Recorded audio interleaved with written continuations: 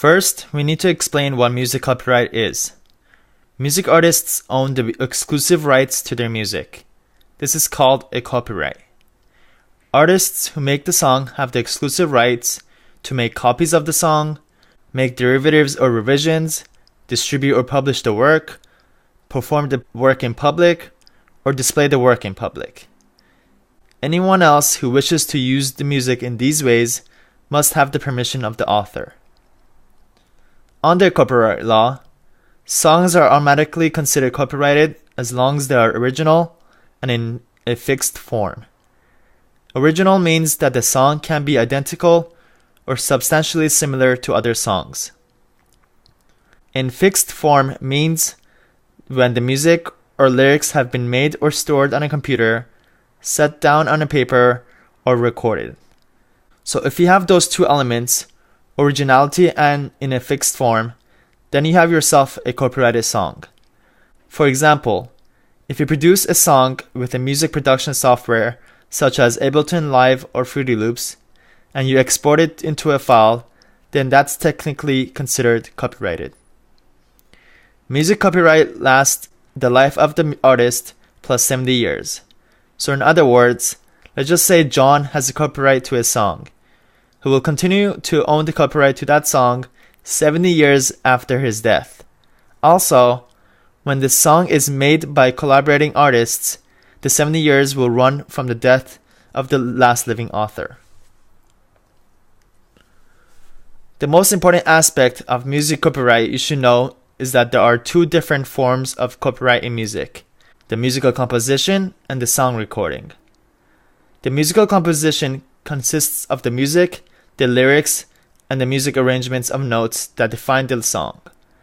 The author of the musical composition is the composer and the lyricist. This right is typically assigned to a music publisher. On the other hand, the sound recording is the CD or MP3 audio recording of the song. The author of the sound recording is the performer who performs the song, or the record producer who processes the sounds and fixes them in the final recording. This right is typically assigned to a recording company. Although the musical composition and the sound recording are separate works, the musical composition and the sound recording can be registered together if ownership of the copyrights in both is exactly the same. What this means is that if you create a song and also perform it, then you can be the copyright owner of both rights of your song, the rights over the musical composition, as well as the rights to the sound recording.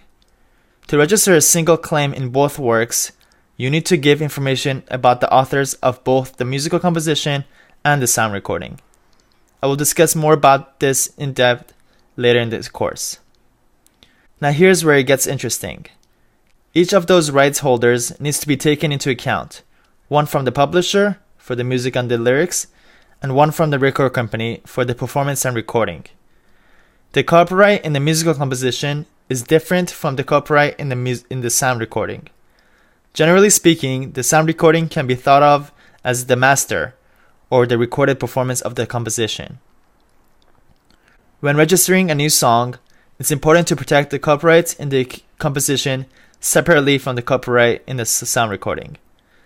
It's important to know that recording artists and songwriters do not earn royalties in the same way.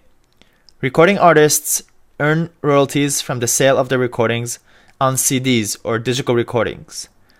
Recording artists don't earn royalties on public performances, for example, when their music is played on the radio, on TV, or in bars and restaurants. Songwriters and publishers, however, do earn royalties in these instances, as well as a small portion of the recording sales. The only current instance in which artists earn royalties for public performances is when the song is played in a digital arena, like in a webcast or on satellite radio. It is non-interactive, meaning the listener doesn't pick and choose songs to hear, and the listener is a subscriber to the service. We'll go into more detail about the types of licenses and royalties later in this course. But first, let's look at who owns a song.